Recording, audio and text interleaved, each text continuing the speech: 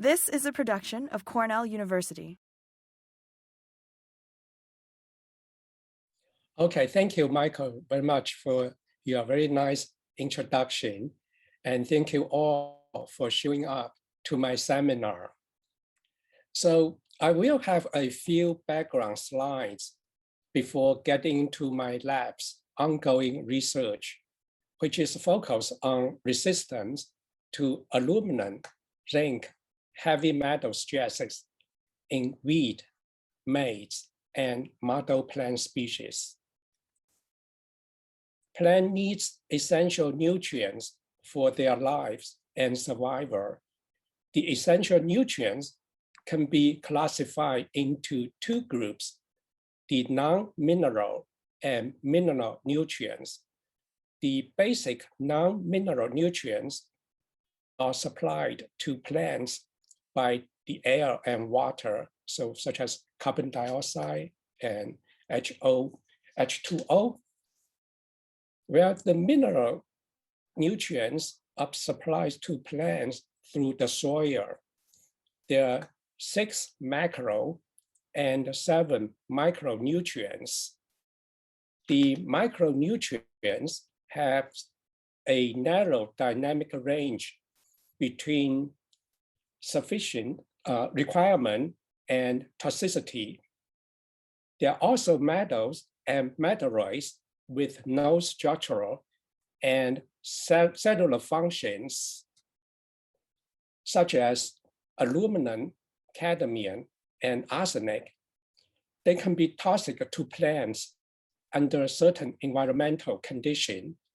Besides, cadmium and arsenic can be harmful to human beings once they get into human food chains.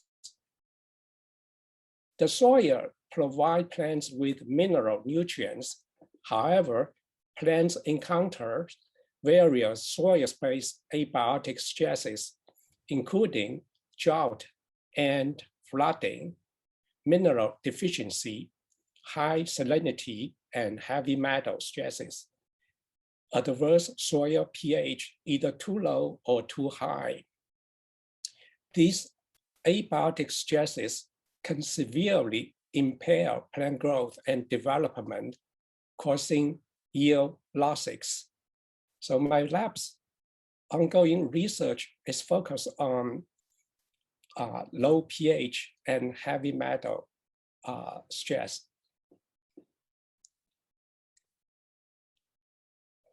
The non-accumulating plants took 2 general strategies to cope with aluminum and heavy metal stresses. The first is the so-called exclusion mechanisms. With these mechanisms, plant roots release organic compounds to the rhizosphere. The organic compound can form non-toxic complexes with the toxic metal ions and prevent them from entering the root cells. The organic compounds include organic acid, that's the most common one, phenolic compounds, benzosaccharides, etc. The second strategy is the internal tolerance mechanisms, which deals with toxic metal ions inside the plants. There are 2 avoidance approaches.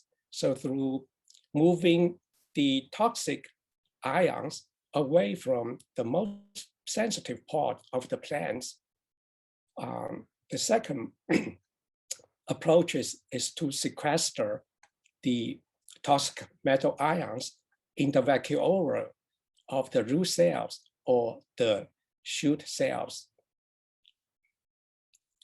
And also, different toxic metal ions have different target for plants. For instance, aluminum toxicity mainly targets at the root, especially the root tips of the non-accumulating plants. In contrast, heavy metals, such like zinc, targets at the leaves.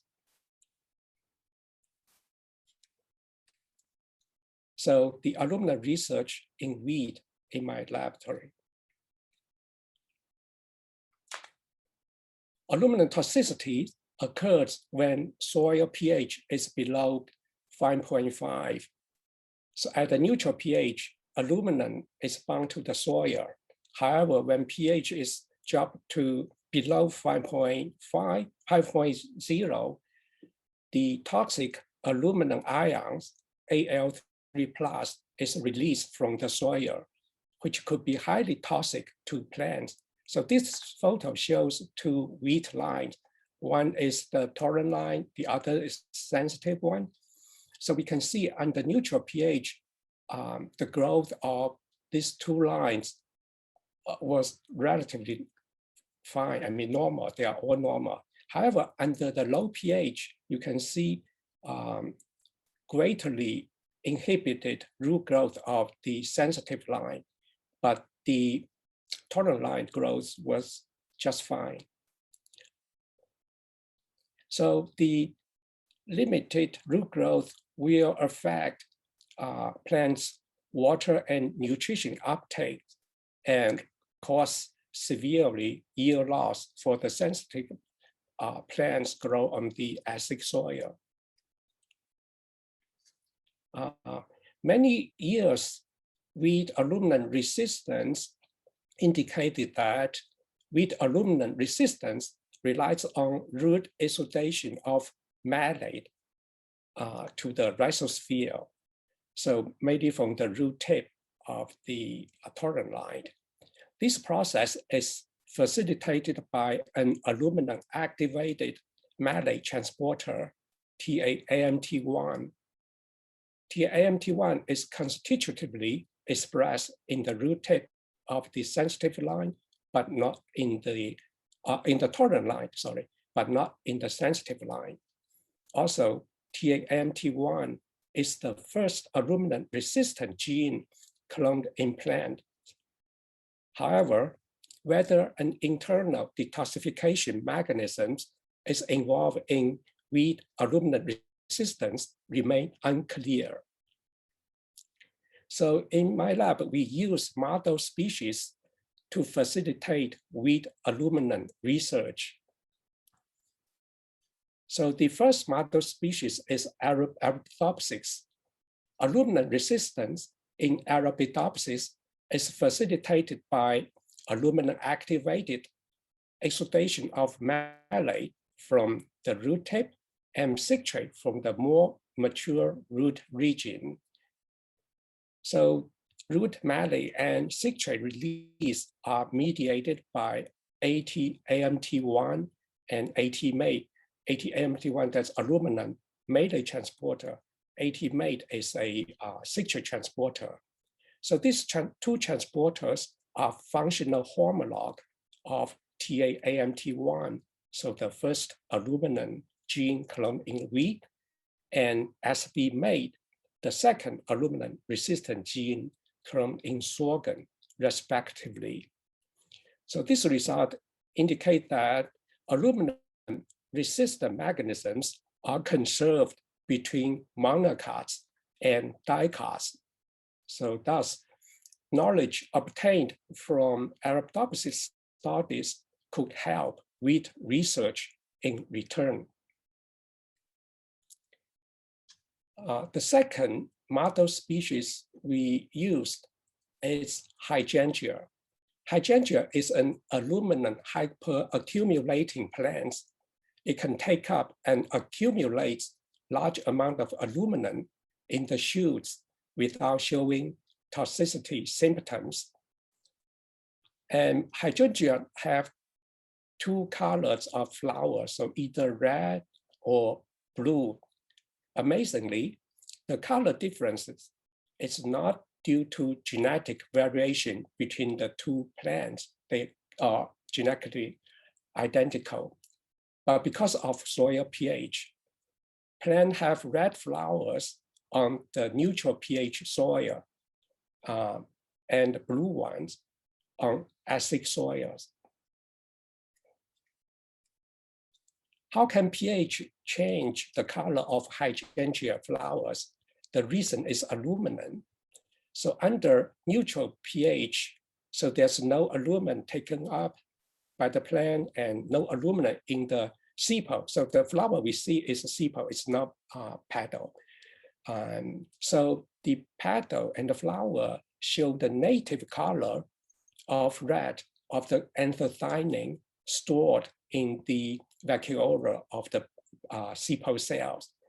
Under low pH or acidic soil condition, the root take up aluminum released from the soil and transport them to the shoot and finally the flower and into the vacuola of the sepal cell, where aluminum and anthocyanin form a new complex. This complex it's blue in color. So that's the reason how, and that's how the color change happened. Dr. Kumi Yoshida's lab from Japan's Nagoya University, they cloned 2 transporters responsible for the import of aluminum across the plasma membrane and the tunnelplast or vacuolar membrane of the sepal cells.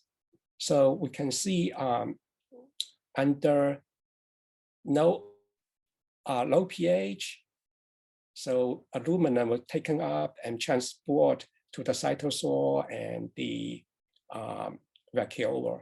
So this is the secret of the magic. So, okay, go back a little bit. So the plasma membrane localized aluminum transporter is named PORT, stands for plasma membrane aluminum transporter. And also the tunnelplast one called WAT, vacuolar membrane aluminum transporter. Both PORT1 and WAT1 are members of the aquaporin gene family in Hydrangea. So for us, we study aluminum resistance, and the research is for the horticulture chain. And then we ask, could aquaporin members be involved in aluminum resistance in plants? So we go back to Arabidopsis. Phylogenetic analysis indicate that the PORT1 of Hydrangea plants, it's closely related to the NIP subfamily of the aquaporin supergene family. NIP stands for Nodulin 26-like intrinsic proteins. There are 9 members in this subfamily.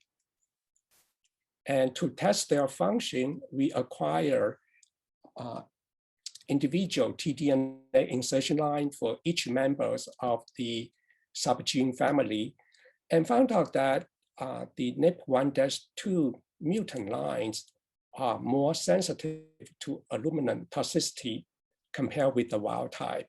So these 3 independent mutant allele, they have the comparable growth with the wild type, but are more sensitive to aluminum toxicity compared to the wild type.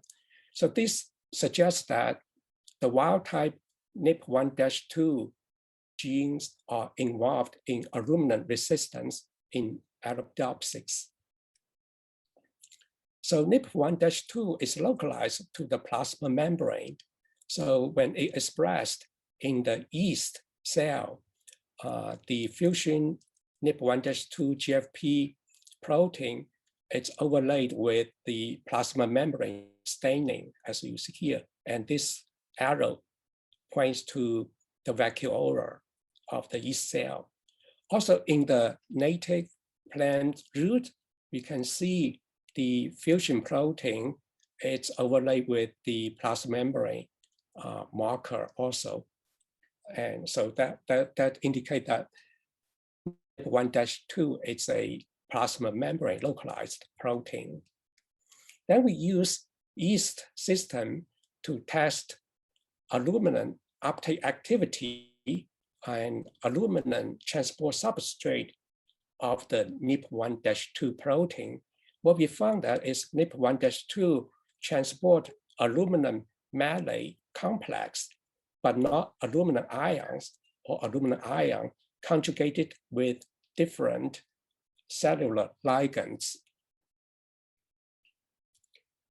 And we further test the uptake transport activity for NIP1-2 in yeast through influx and efflux assay.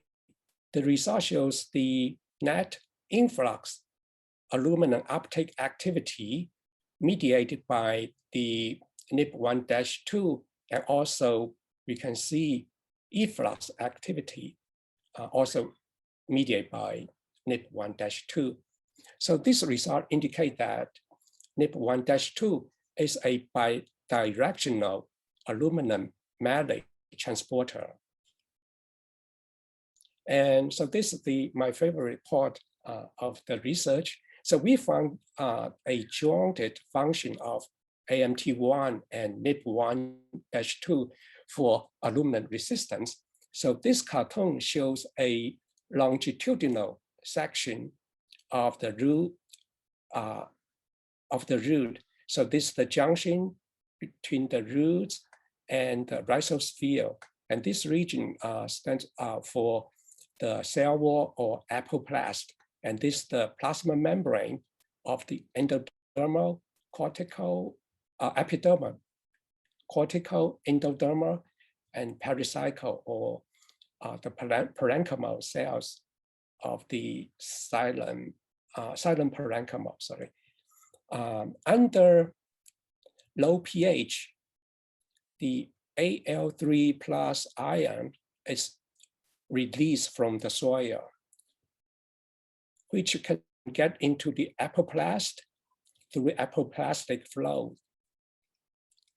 And once in the cell wall, the aluminum ion can activate the plasma membrane localized ALMT1 or the malate transporter, leading to the release of malate from the cytosol to the cell wall and further diffuse to the rhizosphere.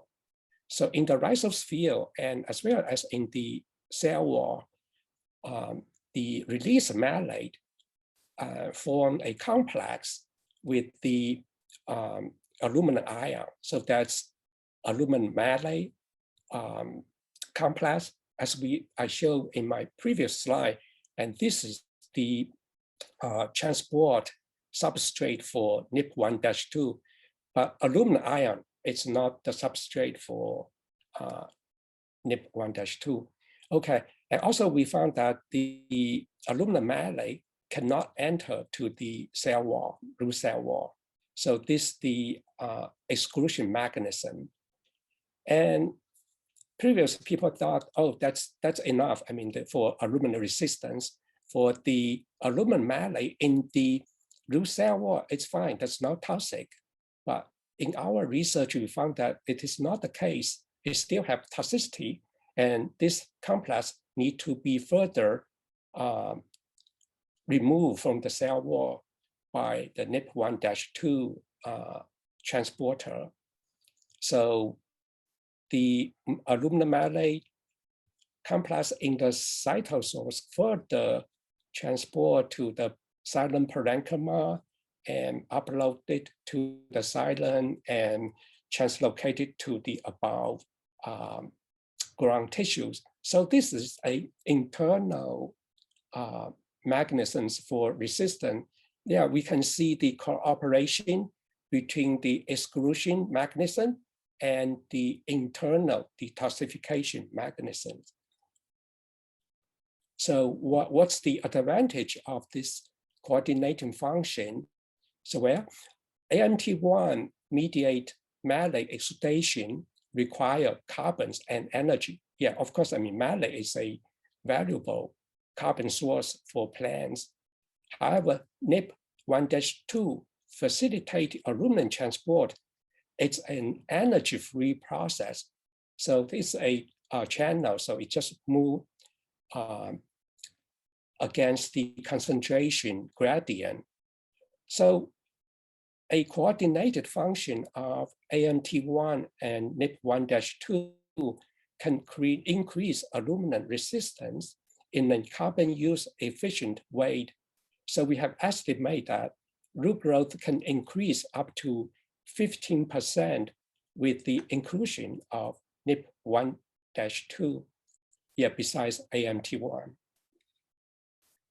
So now go back to the weed. So our goal is for the crops.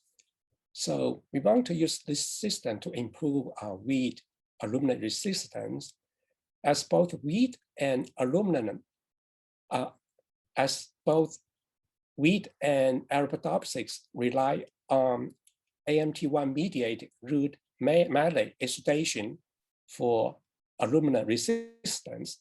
We hypothesized wheat plants also have a similar ALMT1 and NIP1-2 systems for aluminum resistance. So come back to the two wheat line I showed you before. So the sensitive, egret, and the tolerance kerosene hull. So we can see in the sensitive line, both ALMT and NIP1-2 expression. So we can barely see, in the sensitive line. However, in the tolerant lines, we can see aluminum-induced expression of the malate transporter gene and the aluminum transporter gene. So that's the difference and the cause for the resistance in the tolerant line. And also we measure the root aluminum contents in the root cell wall and root cell sap. You can see the sensitive lines has much higher aluminum content in the root cell wall compared with the wild type, the tolerant line, and much less aluminum content in the root cell sap compared with the tolerant line. So this suggests that a aluminum removal process that remove aluminum from the root cell wall into the root cell sap was involved. So this could be the function of NIP1-2. And then we further test the wheat NIP1-2 gene function in Arabidopsis. So this Arabidopsis wild type plant and the NIP1-2 mutant plants. So this basically is the wild type, but without the function of NIP1-2. And then we transform the TA NIP1 gene, the wheat gene, into the mutant line and evaluate their performance under aluminum toxicity. So we got 3 independent overexpression line that express the wheat gene in the mutant background. You can see not only the wheat gene cause rescue of the mutant phenotype, but the overexpression line's performance even better than the wild type. This indicates that TA NIP1-2 renders superior aluminum resistance. So future direction for this wheat study to study TA ALMT1 and TA NIP1-2 interaction in wheat plants to examine TA ALMT1 and TA NIP1-2 interaction and tested their roles in aluminum resistance and yields in wheat. So we're not going not only to test the seedling, but also want to see what happened for the mature plant, what's the impact on the yield. Finally, we want to develop genetic or molecular markers that can facilitate wheat breeding programs. So our research provides an example for using model organisms to facilitate research in crops. So aluminum research in maize. It has been demonstrated that root organic acid exudation plays an important role in aluminum resistance in maize. However, root organic acid release could not explain the phenotypic variation among maize varieties. So this means there exists a different aluminum resistant mechanisms in maize. So we notice benzoxazanoids are a class of indole-derived plant metabolites. So they are highly abundant in maize and other poaceae plants, which can account for more than 1% of dry weight of young seedlings. And it has been demonstrated that the BX play important roles in resistance to insect herbivores and pathogens. So our question, could BX play a role in aluminum resistance in maize? So here shows two maize lines, one sensitive, the other tolerant. So that's the root growth under aluminum stress. And also we see the sensitive one has more aluminum accumulation in the root compared to the tolerant one, suggesting an exclusion mechanism. And also we found that the tolerant lines release benzoxazanoids upon aluminum stress, but not see the release in the sensitive line. And such release is aluminum concentration and aluminum treatment time dependent. And also we found there's no difference in root aluminum activated organic acid exudation between the two lines. So this indicates that aluminum resistance in this tolerant line could be caused by aluminum activated benzoxazanoid exudation. And next we applied the benzoxazanoids to the culture solution and asked if exogenously applied benzoxazanoids can alleviate aluminum toxicity. Yes, indeed. I mean, we see this aluminum alone and aluminum plus dimble and amble. So there's two benzoxazanoids. So both lines, the sensitive and the tolerant line, shows improved aluminum resistance. And also we found out that there's no difference in endogenous BX levels between the two lines under different treatment conditions. So in summary, it is the release of BX, but not their internal contents, that determine aluminum resistance in maize. However, the molecular and genetic nature of how BX is transported from the roots and how they are regulated, so this is all unknown. Yeah, the final part of my research is the zinc and heavy metal resistance. So for non-accumulating plants, the above ground leaf tissues are the primary target of zinc toxicity. The symptoms include chlorosis, decreased chlorophyll content, and photosynthetic activities. So for the non-accumulating plants, an internal tolerance mechanisms could be explained for the resistance. So this may lead through two avoidance approaches. The first, to keep the toxic or excess zinc in the roots. The second approach is to sequester excess zinc in the vacuola of the root cells or the leaf cells or in the trichome of the leaf or shoot tissues. So then we ask, could aquaporin be involved in zinc detoxification in plants? Aquaporin is believed to transport polar but non-charged small molecules.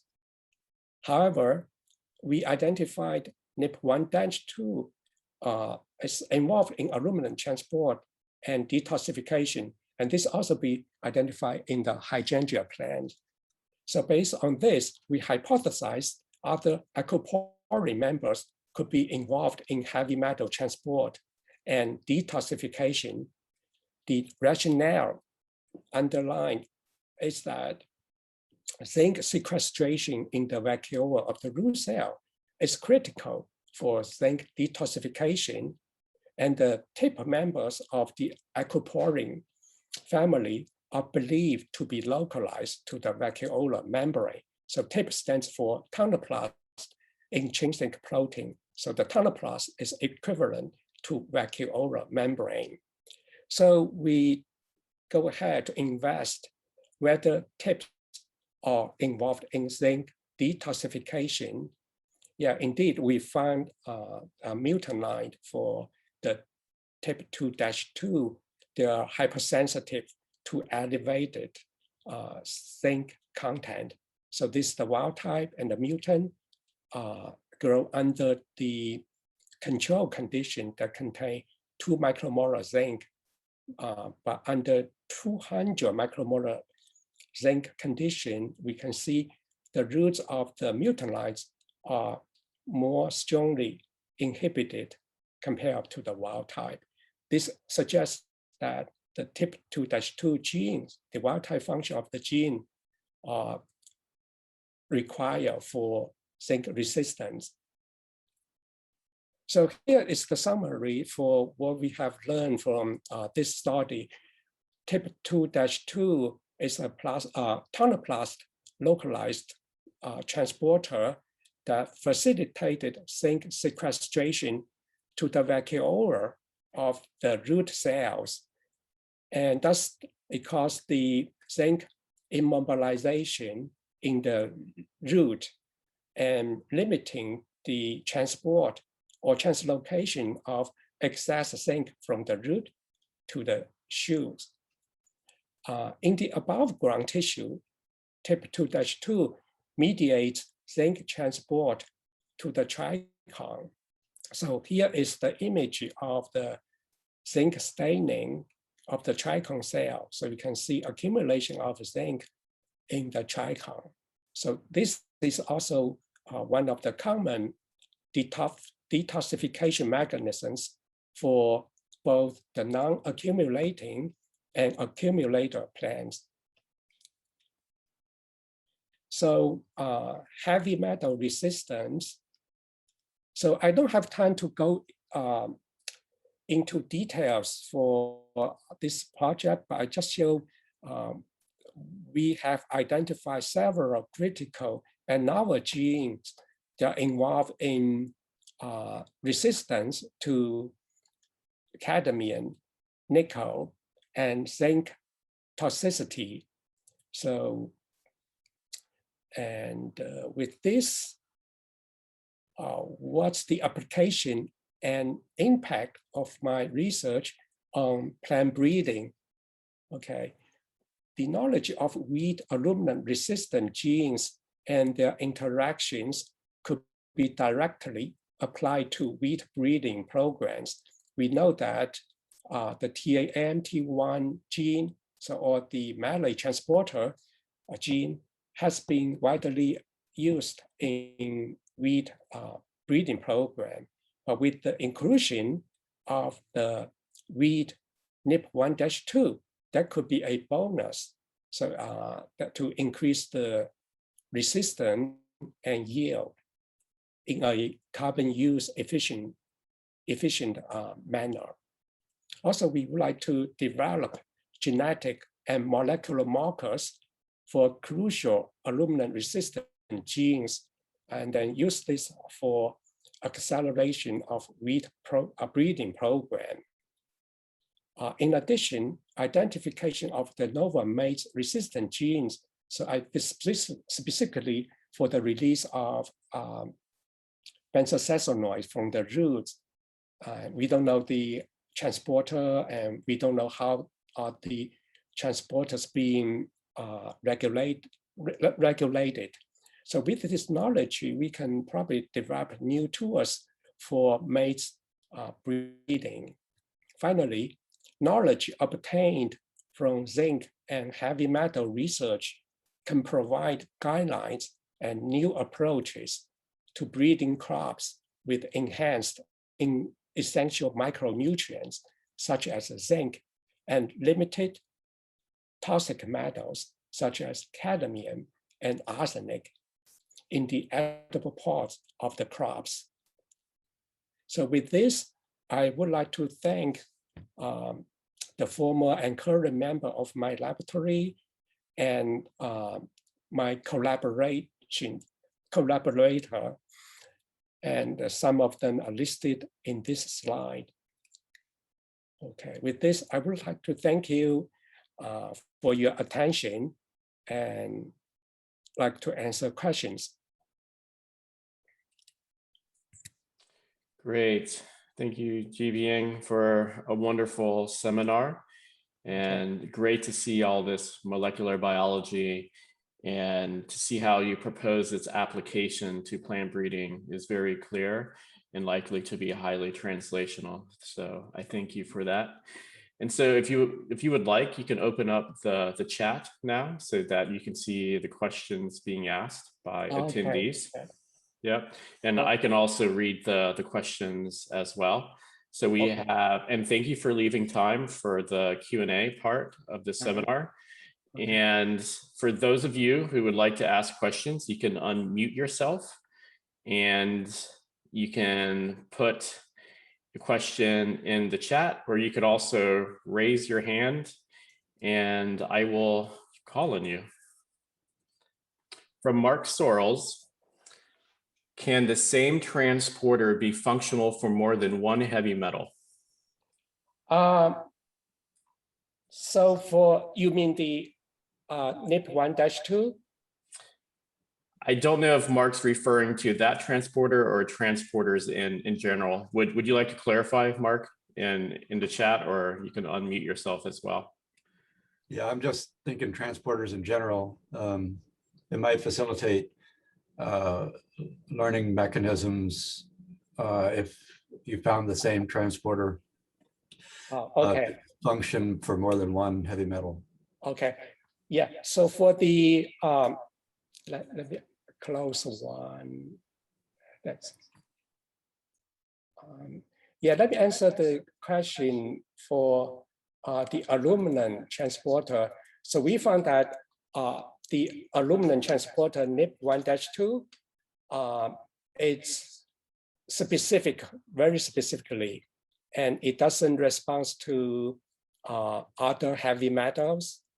But for the aquaporin, we do find cross resistance, such as zinc and cadmium. So because they most of the time they share the same mechanism or transporter for entering to the plant cell. Does that answer your question, Mark? Okay. Yes, yes, it does. Great, thanks, Mark. There's a hand raised from Kevin Ahern. So Kevin, would you like to unmute yourself? Sure, thanks, Michael. Nice talk, Jiping. I really enjoyed it. Okay, thank you. So the variation that you showed in the two maize lines in benzoxazinoid exudation were both elite Chinese germplasm. So yeah, I was wondering if you've looked at, we know that the variation exists in the NAM population as far as benzoxazinoid content goes. Have you looked at variation in root exudation in the NAM or 282 association panel or anything like that? Yeah, that's what we are going to do that. Yeah, so actually what we want to do, use the NAM population, not only to study the variation. First, we definitely need to find out a population with the variation. And also we want to use that population for mapping the genes and or the region responsible for the transport or regulation. So that's we can have collaboration, I think, with at Barclay. Great, thank you. I also have BX mutants if you're interested. Oh, okay, great. I mean, that's great. So yeah, I mean, we definitely can work together. Yeah. So this, I think, all the BX genes come through the association mapping, to my knowledge, or at least most of them. Yeah, that's right. Great, thanks for your question, Kevin. Now turning to the chat, a question from Shaite. Are the trichomes and vacuoles equally important in AL sequestration? Trichome and AL sequestration. We don't notice. So it's for zinc. So so we haven't looked at the trichome sequestration for aluminum yet. So the reason is that the leaf tissue actually is less sensitive to aluminum. So so one of the aluminum resistant mechanisms is to move aluminum from the root, especially the root tip region, up to the shoot. So yeah, but to answer your question, we haven't checked for the accumulation of aluminum or AL in the trichome yet. But definitely we have looked into the zinc. Zinc is the case. Yeah, it's one of the resistant mechanism. Great, thanks for your question, Shaite. Okay, from Travis Rooney, the AL tolerance genes, what are the other effects of that gene? Trade-offs for yield in unmetal stress environments? Are these mechanisms required to be constantly expressed for protection, or can they be turned on/off by the plant? Oh yes, I mean, that's a great question. Yeah, there's trade-off for resistance and survival. I mean, plant definitely need to find a balance between the two. Yeah, for the aluminum resistant genes, so the one thing is they are all induced by the aluminum stress. That means that the gene expression was low without aluminum stress. So that's under gene regulation level. The other level is on the protein. So that's the transporter activity also is activated by aluminum. So this just makes sure that plants encounter aluminum stress, and then plants start to release the valuable organic acids such as malate and citrate. So yeah, but for the yeah, we have recently have the papers for the epistatic relationship between the malate transporter ALMT1 and the aluminum transporter NIP1. So they actually have epistatic relationship, very beautiful, I think, nature. Yeah. So only when after malate is released, then NIP1-2 start function, because the transport specificity for the transport substrate. Right. So I hope I didn't confuse you. Yeah. Travis, any follow-up? That was great. Thank you. Thank you. All right, those were two fantastic questions from two of our graduate students. Now moving to Rebecca Nelson's question. Piling on to Kevin's and Travis's questions, are there trade-offs or synergies between insect disease resistance for AL tolerance, since BX is involved with both? All question. Oh yeah, that's a very big question. Yeah. So the answer, I mean, I don't know. Yeah, I don't know. Yeah. So the benzosaccharides, their function has been widely studied in insect resistant. Yeah, so it's no, actually, there's no reports for benzosasonide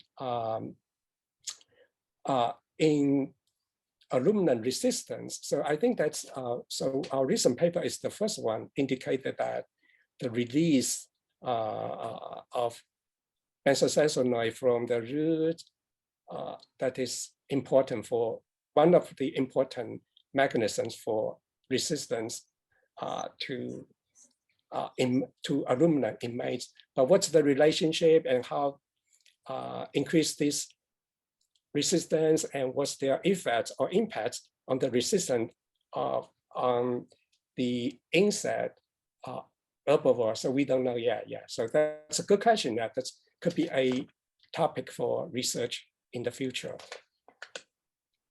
Great. Yeah, I do find it fascinating that that pathway is linked to AL tolerance, because after seeing like George Jander and Kevin Ahern's work on this pathway, mostly focused on like the pest, part in terms of the plant, but then to see this, it's, yeah, it just reassures me Maze has so many secrets that we just don't know all of them yet.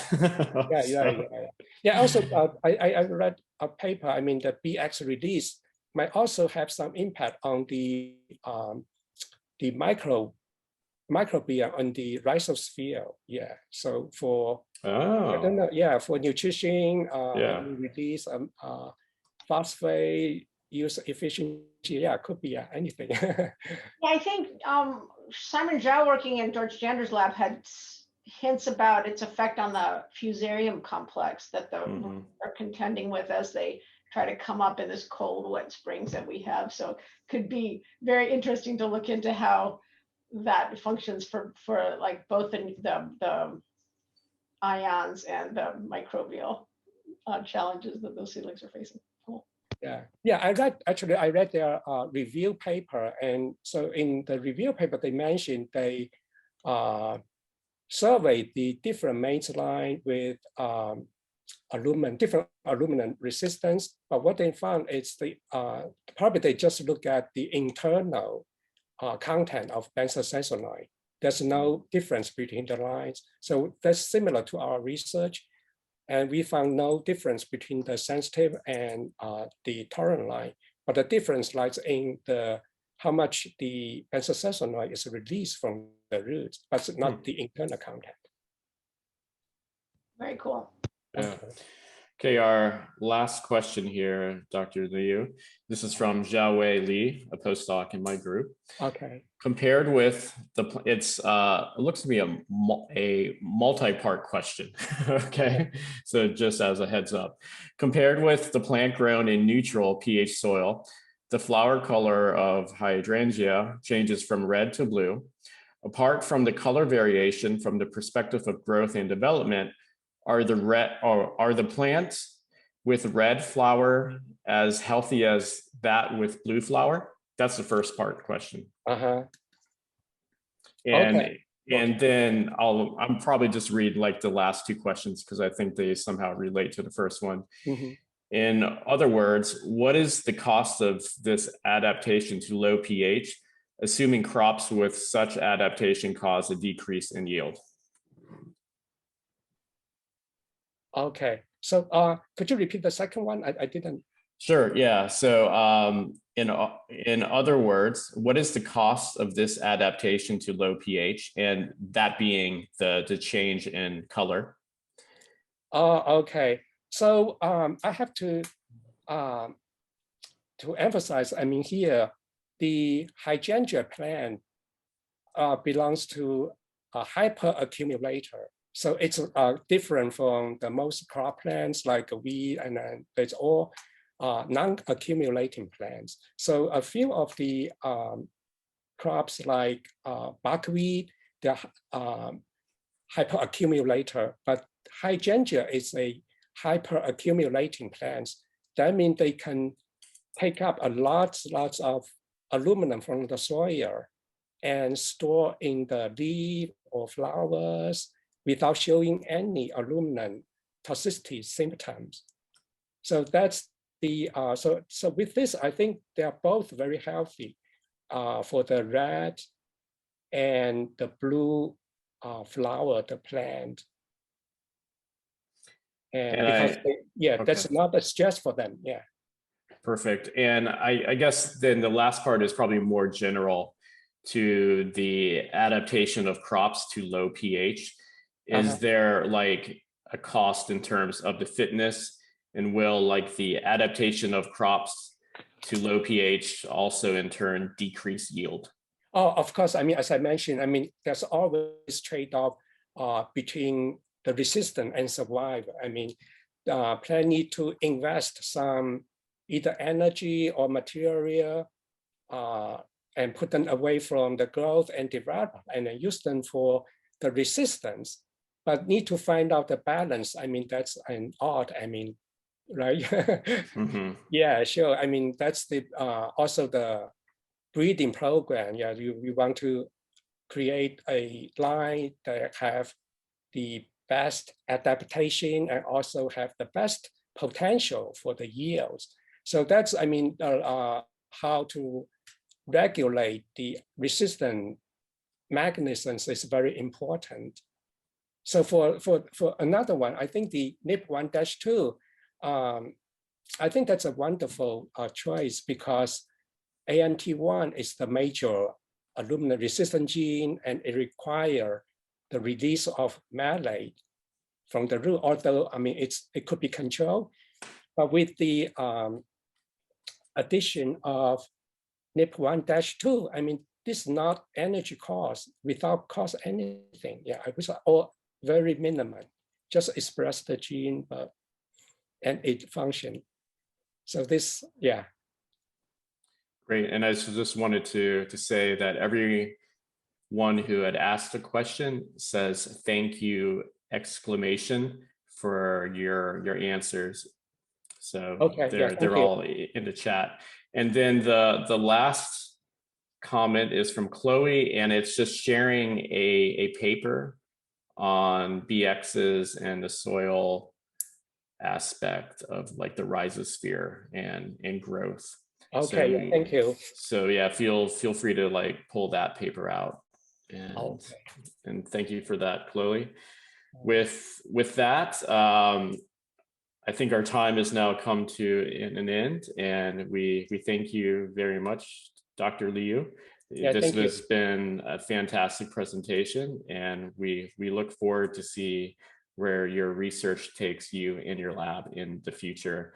And it's going to be great to see the applications of your research and how it can impact plant breeding and crop improvement. So thank you very much for sharing your time and thoughts today with our section. Yeah, thank you for hosting. Yep, my pleasure. See you and everyone else next week. Bye. Yeah, bye.